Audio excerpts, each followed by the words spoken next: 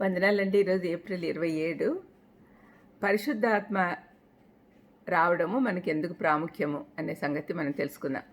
యోహాన్ 16:5-7లో యేసుప్రభు శిష్యులతో చెప్తున్నాడు, ఇప్పుడు నన్ను పంపిన వాని యొద్దకు వెళ్ళుచున్నాను. నువ్వెక్కడికి వెళ్తున్నావని మీలో ఎవడనూ నన్ను అడుగుట లేదు, కానీ నేను ఈ సంగతులు మీతో చెప్పినందున మీ హృదయం దుఃఖంతో నిండి ఉన్నది. అయితే నేను మీతో సత్యం చెప్పుచున్నాను, నేను వెళ్ళిపోవటం వల్ల మీకు ప్రయోజనకరం. నేను వెళ్ళని ఎడల ఆదరణకర్త మీ యొద్దకు రాడు. నేను వెళ్ళని ఎడల ఆయనను మీ యొద్దకు వెళ్ళి నేను ఆయన్ని మీ యొద్దకు పంపెదను అని ప్రభు శిష్యులతో చెప్పాడు. త్రిత్వంలో ఒకడైన పరిశుద్ధాత్మ తండ్రి కుమారుల లక్షణాలన్నీ కలిగి ఉన్నాడు. ఈ లోకంలో ఆయన పాత్ర ఏమిటి అని బైబిల్లో అనేక వచనాల్లో ఉన్నాయి. సమాధానాలు చూద్దాం. కొన్ని పాయింట్స్ మేము ముందు పెడతాను. మొదటిది, పరిశుద్ధాత్మ నూతన జన్మ ఇస్తాడు. యోహాను 3:6-7. ఒప్పింపజేస్తాడు. యోహాను 16:8.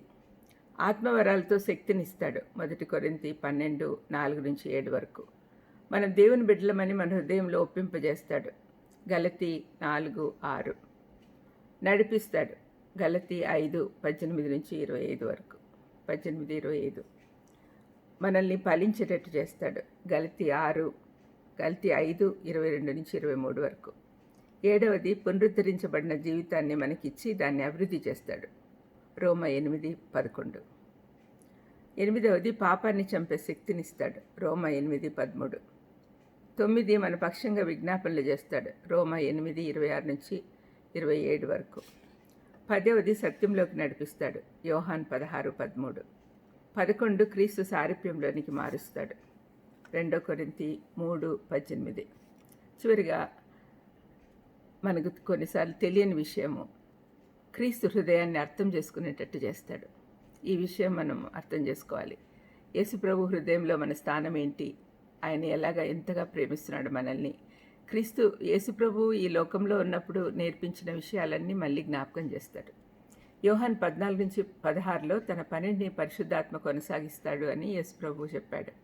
మనం పైన చదువుకున్న వాక్య భాగంలో ప్రభు వారితో, నేను వెళ్తే మీకు ప్రయోజనకరం అవుతుంది అన్నాడు. ప్రభు వెళ్తేనే పరిశుద్ధాత్మ వస్తాడు.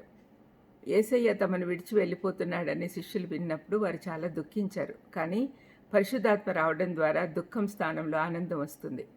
యేసు ప్రభువుకు ప్రజల పట్ల ఎలాంటి ప్రేమ కనికరం కలిగి ఉన్నాడో అదే విధమైన భావాలు పరిశుద్ధాత్మ మన పట్ల కలిగి ఉన్నాడు. యేసు ప్రభు తాను సాత్వికుడను దీనమనసు కలవాడనని చెప్పాడు కదా. ఈ లక్షణాలను పరిశుద్ధాత్మ మనం అనుభవించేటట్లు చేస్తాడు. పౌలు గలతీ 2:20లో, నా కొరకు తను తాను అప్పగించుకున్న దేవుని కుమారుని యందలి విశ్వాసం వల్ల జీవించుచున్నాను అనడంలో పరిశుద్ధాత్మ నడిపింపు ఉంది. పరిశుద్ధాత్మ చెప్పకపోతే అతనికి అంత లోతైన అవగాహన ఉండేది కాదు. 1 కొరింథీ 2:12లో మనకు దేవుని వల్ల ఏమేమి ఉచితంగా పొందుకున్నామో చెప్పేదానికి పరిశుద్ధాత్మ ఇవ్వబడ్డాడు అని చెప్పాడు. మన రక్షణ వచ్చాక మనకి ఎన్నెన్ని పరలోక వరాలు వచ్చాయో మనం తెలుసుకొని వాటిని అనుభవిస్తూ సంతోషంగా గడిపేదానికి ఆత్మ సహాయం చేస్తాడు.